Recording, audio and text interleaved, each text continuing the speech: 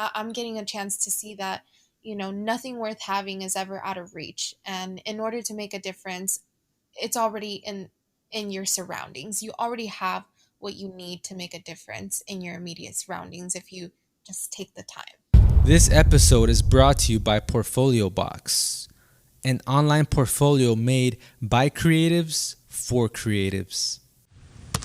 And that's it. It's over. This historic 2020 NBA championship belongs to the Los Angeles Lakers.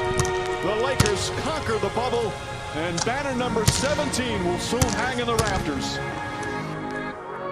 What's up, guys, and welcome to another episode of the Hardwood Rod Podcast. On this week's episode, I am joined by Sandra Arely. She's an advocate for consciousness, and we're going to touch a little bit on the study of fungi, mycology, that and much more. Stay tuned.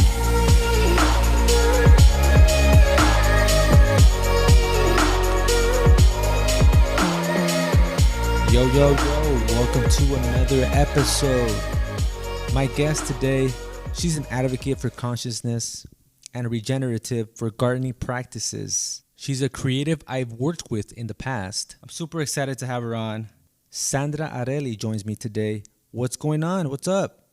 It's going well. Thank you so much for having me, Rodrigo. It's a pleasure. I'm excited to talk about this stuff, and I'm kind of just interested in just the aspect of documentary that you kind of recommended me, and after that I was kind of blown away, and I think I got more questions than answers. So but before that, tell us a little bit about yourself and what you're up to these days.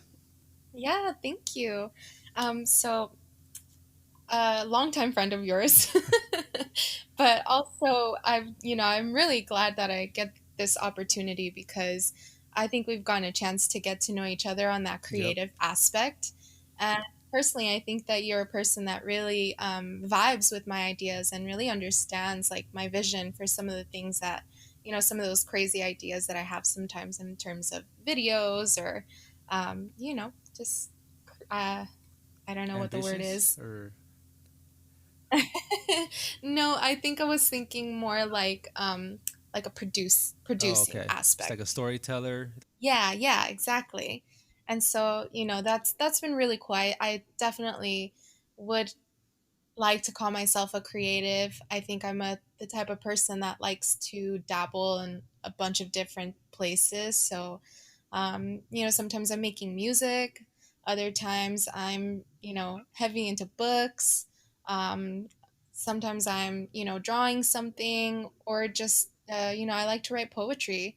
I think that it really gives you the opportunity to I don't know, just kind of weave in truths and things that make people really think for themselves or pick apart symbolisms and things that maybe they wouldn't normally Yeah. look into. But lately I've gone into down the rabbit hole of not just consciousness and just helping kind of create more awareness of what some of the things that are happening out in the world.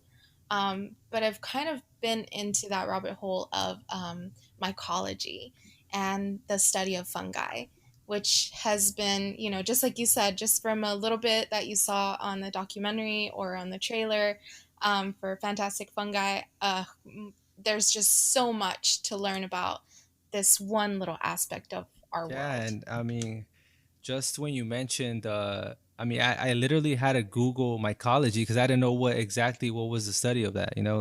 Then I didn't know that that was a study of fungi, and but as far as kind of touching base, I mean, there's so many aspects of not just kind of fungi, mushrooms, and what are kind of like the pros and cons and what they do for us and the planet, but what's underneath us is just crazy how it's just like it's like a huge network, right? It's like you think space, right? It's like finite. We don't know what's out there. It's like a world that just we have no idea what's out there, but like below our feet, on the ground is like a whole nother world. And I want to dive into that, like as far as kind of a little touch base on like a little bit on soil regeneration degeneration, all that stuff that has to deal with underneath our toes, and I mean, you kind of let the segue into, the whole mycology kind of study, but just touch base on just on what got you interested in it, and what are you looking long term as far as tackling those ideas? Yeah, thank you. And it's funny that you mentioned, having to look into mycology as a whole, and then just kind of knowing that science is out there. Um, as it is, I work for the Suicide Prevention Center, and I'm an outreach and training coordinator. So I, have the opportunity to go and facilitate trainings on suicide awareness and prevention. The topic in itself is can be intimidating. It can be difficult to kind of process all the information, or maybe even the reasons why somebody would get to that spot in their life, to that situation in their life. But my job is to knock down the stigma that's surrounded by this word suicide. And so it's very interesting that I'm making the connection towards mycology, because personally, I feel that there is a very similar stigma attached to mushrooms and the world of mycology, or the world of fungi. So, you know, lots of different theories have come about, but I think one of the most interesting, um, things that really segued me into this was my personal experience. I think what really started getting me into this, not was definitely in part my background in psychology and the study of the mind, but little by little, I started to just tap into those other venues of support and resources that are available for the mind. Mm. And I came across a very interesting organization called MAPS, which, for short, it stands for the Multidisciplinary Association of Psychedelic Wow. Studies. So really, right away, we start to maybe build up our borders of self-defense, and say, okay, we're getting way deep into Yeah. this. We're being psychonauts now, and really, there's just a sense of stigma all around when we start getting into um, conversations about consciousness, and conversations about psychedelics and mind altering states. So, again, I think it's just really interesting to kind of make that connection with suicide and mycology, and have that be somewhat of the foundation for getting me into this rabbit hole, Yeah, so to and speak. that's interesting because I mean, you're talking about kind of as far as the mind is a powerful thing, right? So like sometimes you could go into this rabbit hole, if you will, right? And you can't sometimes control that, right? Your mind is just like just wandering into like the abyss, and sometimes we feel like we don't have control. But as you say that, I mean, I think I was listening to a podcast and they were talking about how plants release chemicals, right, for self defense, and I feel like our minds kind of work the same, where certain action or some sort of emotion kind of triggers some sort of reaction, right? So I was listening to this and how there was these animals, right, that kept on eating a certain type of plant, and that plant, Hmm. you know, started releasing chemicals for them, like as far as like an odor. That way, they don't eat the plant, So then the animals wouldn't eat it anymore. So I just feel like it's like Right. crazy, like everything has like some sort of like it's like a living thing. It's just insane. That's so true. And it kind of talks about how connected we are to nature. I think it's a really good segue into, back into the world of fungi, because there is something called the stone ape theory. And before I get a little bit more into that, I want to talk about, you're right, just think about our fruit trees, and let's say a tomato plant, for example. You know that the tomato is ready to eat when that plant turns red, or when that fruit turns red. And so I think that there's a kind of symbiosis, or like a very direct connection to our world that sometimes gets lost in translation because of the society that we're currently living No, in. no, that's true. And I mean, with I don't want to get dive too much deep into the whole kind of society and how plants are viewed, right? So there's one side, right, that's like just pro plant, right, and then there's the other side is like, not that they're against kind of like the whole notion, right? Like, but there's a stigma like plant based people, right? And then there's the meat, like the carnivores. You know what I mean? It's like it's like almost Right. like politics, right? But I don't want to get too deep in it, like I said. But I mean, what are your thoughts on as far as our future, right? Like what do you see as far as the notion of us like going towards that direction, right? Plant green, and kind of not eating so much meat, right? Like what are your thoughts on that? I think I definitely have a more hopeful outlook when it comes to the future. It's, really easy to get caught up in the narrative that's fed to us by media. And, I do believe at the end of it, they do have a job to fulfill. And sometimes it doesn't meet the well being of society as a whole more than it serves as a distraction. To me, having conversations like this with you is really powerful in just making more of a stable foundation for my hope, because it means to me that there's other people having these conversations just as much as there's other people willing to hear this conversation or listen to this conversation. No, I think those, yeah, for just from that documentary, right? Kiss the Ground. If you guys haven't seen it, go check it out. I highly recommend it. It's just kind of opens your eyes a little bit on just the benefits of just good healthy soil and what we could do to kind of benefit the whole planet. But tell us a little bit about like the benefits of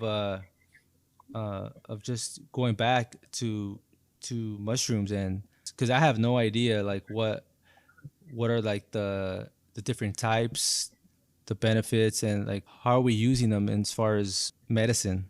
Right, absolutely.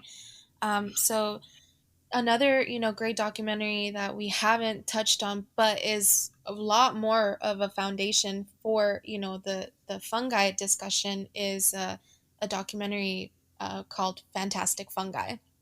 And really, they do a great job of getting you familiar with those mushrooms, the different types that are out there, and what they are being currently used for. So just to touch on a few, I know reishi is a great one, for the mind, the nervous system. Lion's mane, the same. Some of these have been known to, you know, I mean, just based off of the research that's being done, that they could have a positive effect on, like, diminishing cancer in some patients. And so it's really, really interesting to see how these fruits, because honestly, that's what a mushroom is. It is the fruit of Is this. it's a fruit? Yeah, it's the fruit of that giant network underneath your feet, which is called the mycelium, which very, very coincidentally, it mirrors the neurons in our brain. Hey, isn't that crazy what it's called though? What was the name of that? The network? Mycelium. Isn't it kind of almost correlates to like the mind, right? Like Oh, it just kind of like, yeah. right? Yeah, that's so true. So I think that really, and just, touching back a little bit on that aspectness of, like, the aspect of consciousness, I think it really starts with a sense of wonder and getting to the point where you're asking these questions out of your curiosity. So again, this is why I enjoy having these conversations with you, because you're not afraid to ask questions, and you're not afraid to dive into those things that, maybe we haven't talked about yet. Oh, I'm a little like I'm a sucker for like information that's kind of like the other day I was just talking to your hubby Lewis, Yeah. and we had Lewis on the podcast a couple weeks ago. But man, Lewis is becoming a topic on each in each episode. That's so true. But he was reading a book on, I forgot the title, but he said he was reading a book. He had tweeted it out. It was the consciousness of something by, I think, Alan Watts. I think Oh I'm not. yeah. So then like I was like, I was kind of interested. Like, maybe that could be another show, another topic for another podcast. That's so true. Right now, I'm reading one that's called The Secret Power of Pyramids. And, it's kind of talking about the energy fields that we have as humans naturally. And that maybe the Egyptians were onto something when they were creating these like amazing structures like the Pyramid of Giza, because they must have been built for either, practicing a science, or for the elevation of our consciousness. Um, Interesting. Really, we have to start looking at the world in terms of vibration and energy. You think? I mean, I'm a big uh I'm a big UFO guy, so I'm thinking those were placed by aliens. Hey, I read that too. Which is I'm very just saying. I'm possible. just saying. And that's true. You know what, Rodrigo, makes me think? It's just, uh, as I was sharing with you, I think that this society that we're currently living in has some key aspects that really have made it very comfortable and easy for us to not dive into experiments, experiences. We kind of just take what's given to us sometimes. And Yeah. while that's okay, for the most part, I think we live pretty comfortably. We're really blessed. Um, there's also a whole other piece to it, because I can't imagine how much, emphasis on the mind and mathematics and science had to go in, let's say, in the times of the Egyptians, when they were, with or without aliens, building these pyramids. But I think they must have had such an immense amount of knowledge around those subjects that right now we open up a math book and we have no idea why we're even putting a formula together in a sentence, which, by the way, mathematics is a language. So it's interesting enough that, the word sentence came out. It is a mathematical sentence. We just don't know how to read it. And I think that there's more to it when it comes to consciousness and the learning of ourselves and how we're connected to the world, and our own personal energies that's enacted on the world, to kind of get us to a space where our society is growing and getting better. No, yeah, those are all good points. I think they practice stuff as far as making the whole, as far as the Egyptians, making the whole world more of, as far as conserving, like the, not just the body but the mind. I feel like that's something where they kind of talked about in some of these documentaries, as far as like they would mummify these people, right?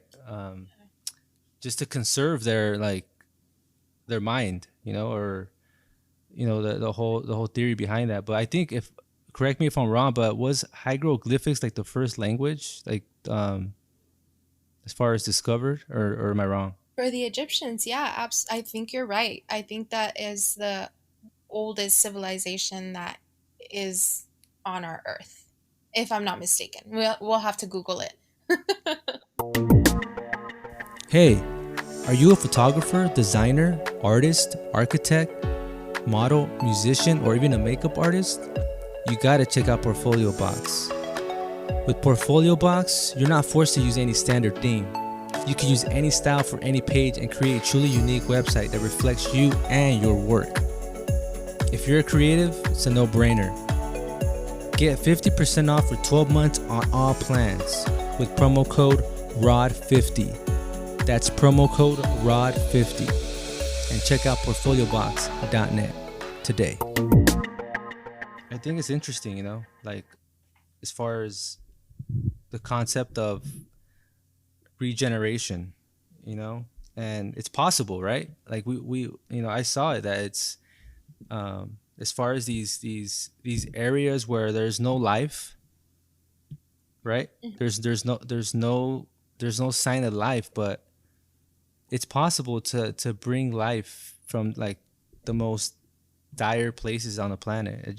That's just crazy to me. That's so true. I actually like something you said a little bit ago about, the Egyptians like mummifying things to get to preserve maybe even the mind, right? Or to conserve that aspect of like mind or body, even. Because in that same book that I'm telling you about, The Power of the Pyramids, they were getting a chance to build some of these structures. Obviously, not as grand and big, but something that a simple at home scientist would be capable of building. And it comes with a few pictures in the book. One of the pictures was of a bunch of grapes. And they made the experiment where one bunch of grapes was left outside of the pyramid and the other bunch of grapes was within a pyramid, so was inside a pyramid and lifted to a little bit of an altitude, so not of course ground base level, but just a little bit higher than the ground. And the findings were that the bunch of grapes outside of the pyramid had started to grow like a little bit of mold. um, it was deteriorating, but the bunch of grapes inside of the pyramid was showing dehydration but no mold. Mm. So what's the whole concept behind that? Well, like I said, in terms of conservation. If you it's almost like there's a different sort of alchemy or a different sort of like energetic process that may happen within these structures, that allow for a higher conservation instead of, if you're outside of the structure, you're maybe more open to deteriorate faster. The fungi, it could create, as far as bacteria, at a rapid speed. Am I correct? Or I think you're correct, yeah, because I think even the use of penicillin is like derived from a fungi, and it's because it's so quick to spread and to start the breaking down of material and just putting it back into the earth. So that's kind of cool too. is compost kind of what, like a fungus or fungi, like as far as that, the same, like the aspect of the job, it's like its job, right? Like compost, when you compost, what are you doing, right?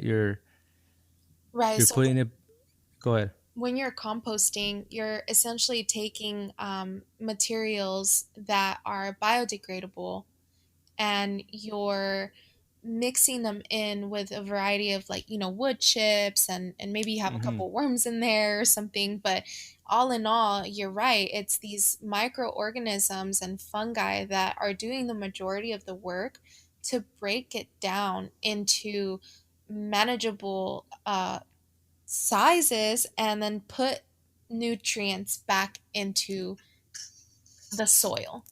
And so So yeah, so sorry to interrupt you there, but so are we advancing the process of that, as far as breaking things down, right? If we're putting more waste onto waste, right? Like, does that help it, right? I'm assuming, right? mhm.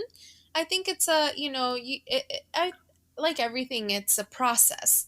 And so you have to become familiar with the process. Um, but you'll find that it's something that works with you because, let's say that you finished eating a banana peel for breakfast.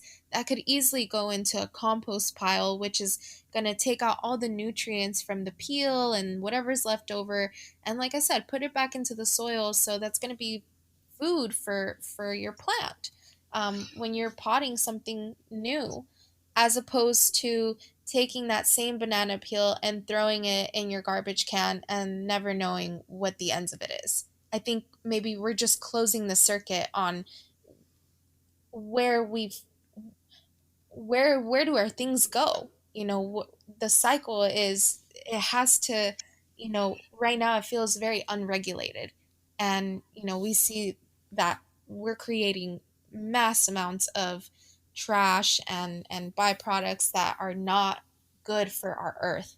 And so to me, composting, it could definitely be a great solution to close that unknown cycle. Yeah, and I mean, I don't know why we're not doing it. I mean, I think right from the documentary, I think the only city in the world is San Francisco, right? That's kind of at least attempted, right? Yeah, yeah, which is really cool because San Francisco, I mean, that's a big city. And to have them, start doing some big projects regarding, food waste and compost, I think that that's really cool. Yeah, just a little background. So the city of San Francisco, they have a total of 3 bins, I think, right? So one's for trash, one's like, and they have like a blue one for just organic material, right? Hmm. And then the other one for recycle. So they have 3 bins, and they have their own little area where they actually create compost, right? So it's just, I think, I don't know why they can't do it here in LA, because LA is, I mean, I'm sorry to say it, but LA is trash itself. You know what I mean? Like it's literally trash. I mean, you see trash, you just go down past the 5 freeway, you already, it's, you see trash on the freeway. I mean, it's just crazy. I mean, I don't know, but I think that's one of the things. I mean, we're just creating landfills after landfills. It just releases like methane gas. So, oh my god, you should see. There's like another documentary about that. That's just crazy. Yeah, dude, there's so much going on in the world, and that's why I think that, it has to come back to us at some point, and how are we educating ourselves, and what are we doing to support, our ecosystem. And it's really was kind of cool to see, in the documentary of Kiss the Earth, that you really don't need a lot of space to do this. It is possible for a lemon tree or a fruit tree to grow in a big pot in your backyard, and you're gonna have peaches, or you're gonna have lemons, or you're gonna have whatever, but you don't need. I think we have this idea that we need that huge piece of land.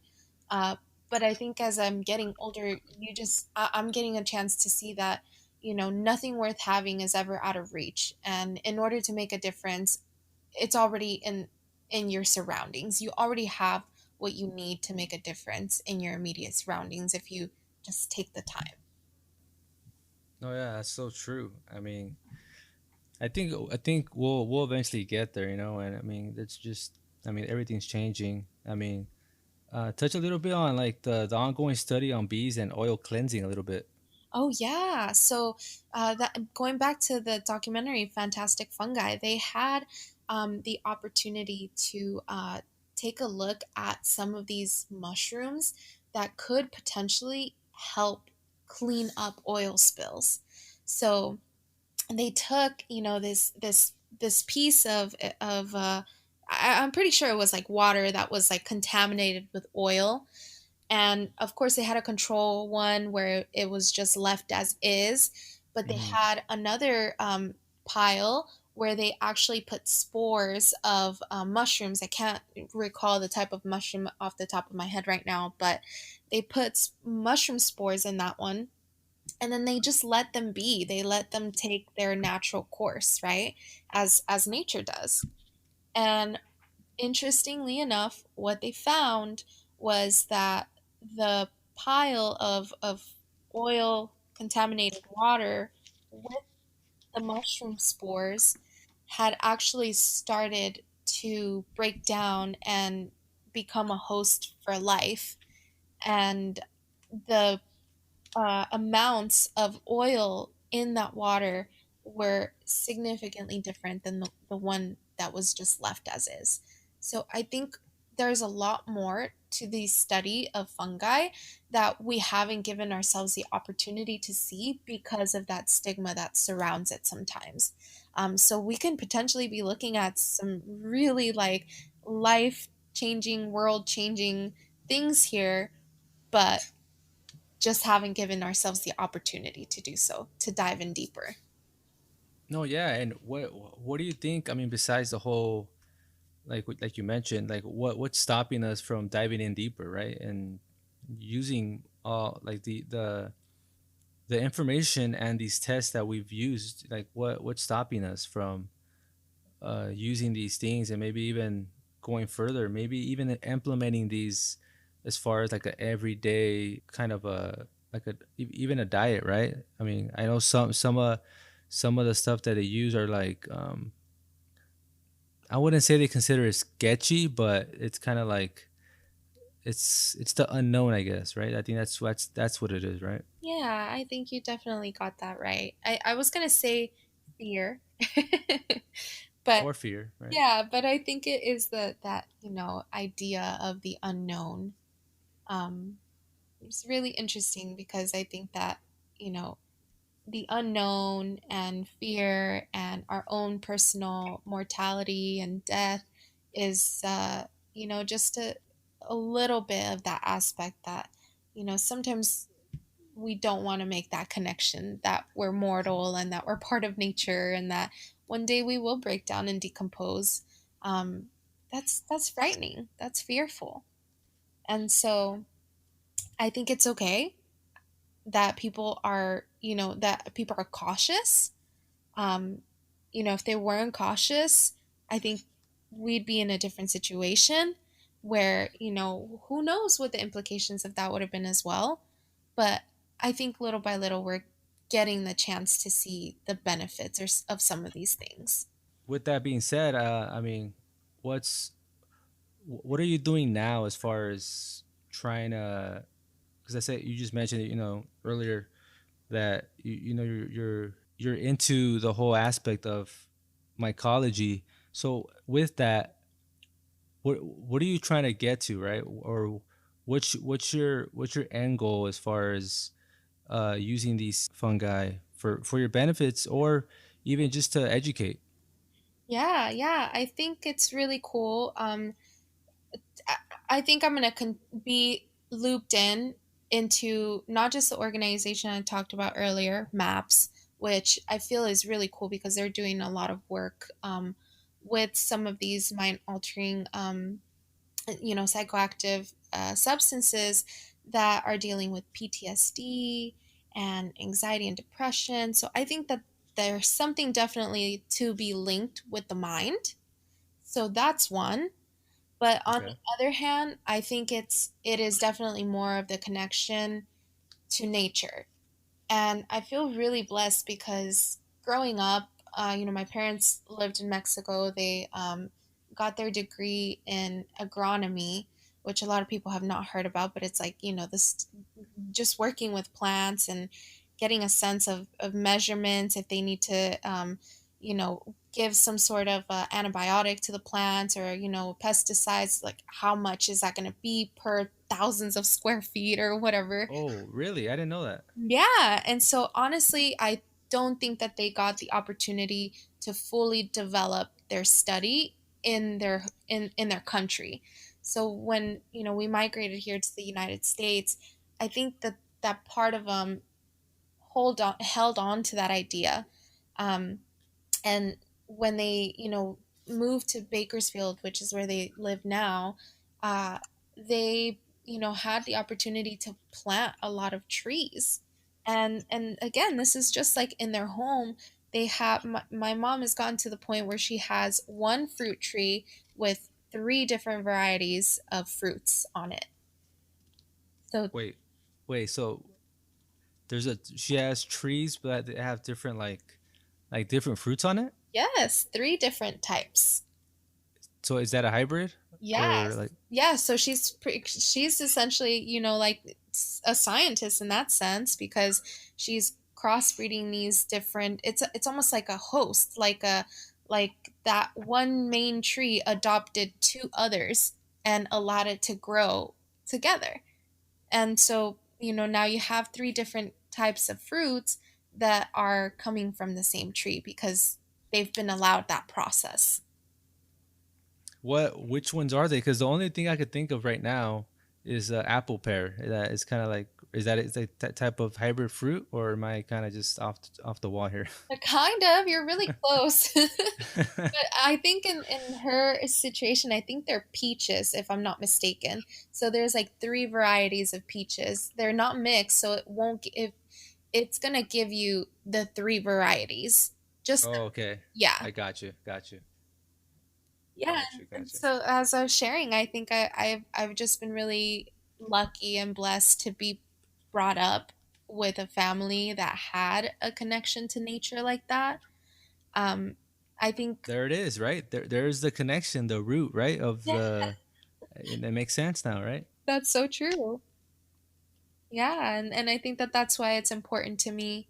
My family is always at the one of the most important things to me, and yeah, growing up, you're an adolescent, and sometimes you kind of discard those ideas that you're and values that are really important. But I feel really lucky again to, get a little bit older, get a little bit wiser, and tap back into these important things that like really are helpful for our earth. I mean, everything has a connection, everything has a reason, and everybody has a calling, right? So I mean, for me at least, I think I'm always searching for that. I don't think I could be just settling for one thing, but I mean, I think it's just everyone's connected to everyone somehow. That's kind of my theory. Yeah, I think you're right. So with that, we're gonna transition into a new segment, and this segment is brought to you by Poddex. Poddex are the hottest new tool for podcasters looking to have more meaningful conversations or gamify their podcast. Simply shuffle up, ask a question, and let the content roll. Get yours today at poddex.com and use promo code ONDECK10 for 10% off your first order. Now, you're familiar with this segment, Sandra? No, tell me a little bit. Is this the rapid fires? Yes, this is. Okay. You ready? Familiar. I'm ready. All right. So, I mean, we'll keep it, the first question, kind of relatable here. So, I mean, off, just currently or recently, what's the last thing you planted on the ground?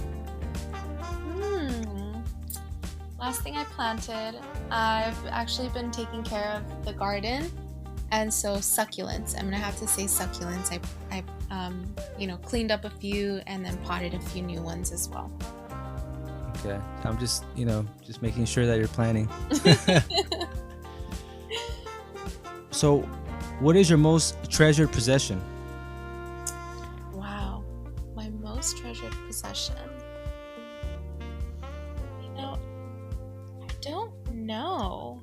I think I was expecting an answer like something that was like, oh, what is that? And then you were gonna tell me, and then we're gonna go on in this rabbit hole. But I guess not. okay, maybe treasured possessions. I really like to collect jewelry. I think that's one of my things. Okay. Well, maybe there's a thing or two that I'm just like, oh, I really love that. But I guess I never really thought of like, what's my most best possession or third or I don't know. Yeah, like if your house is on fire, knock on wood, what's the one thing you'll get, right? What's the one thing that you'll save, or that you have to get? Probably my dog. My dog. Oh, okay. All right. My living things, and my husband. I was about to say.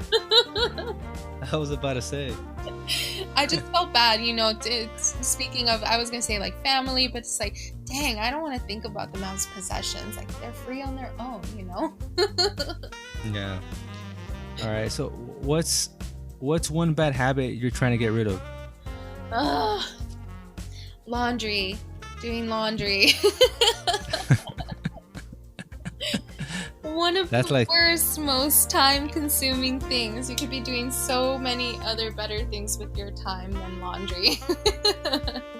I mean, it depends on, like, are you doing laundry like by hand, or are you just I mean, that's a whole different story there. No, you're right. I think I'm just lazy in that sense. Yeah, if you think about it, we're having machines do it for us, so I mean, it could be worse. You're right. All right. What would be your best day ever besides doing the laundry? Best day ever. Definitely Sunday afternoon at the park with my family. We tend to sometimes put up the volleyball net, and my tias and my tios bring food, sandias, Social distancing, though, right? yeah, that's something that's kind of gone in the way. But family time, definitely, or a good hike with my husband Louis. That's always a good vibe hiking. I think I'm gonna take the fam to Vasquez Rocks one of these days. Go up there. Oh yeah, you should. All right. So last question: if you had a message to the entire world, what would you say in 30 seconds? I would say, don't be afraid. There's definitely hope for our world. It just takes a little bit of action on our part. And, don't be afraid to reconnect with yourself, get to know yourself a little bit deeper, and also strengthen your connections to your family.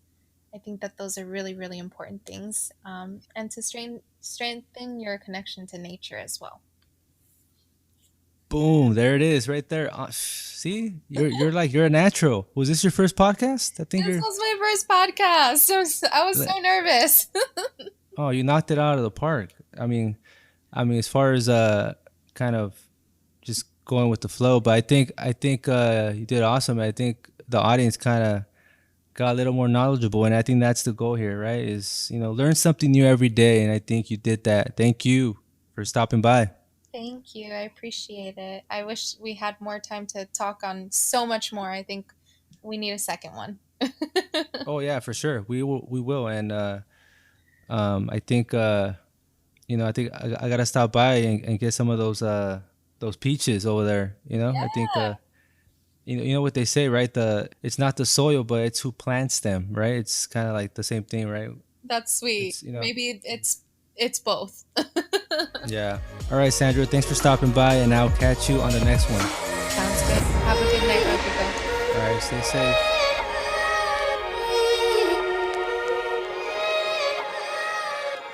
Would you like to be on the podcast? Got something to talk about? Make sure to head over to the website at hardwoodrod.com.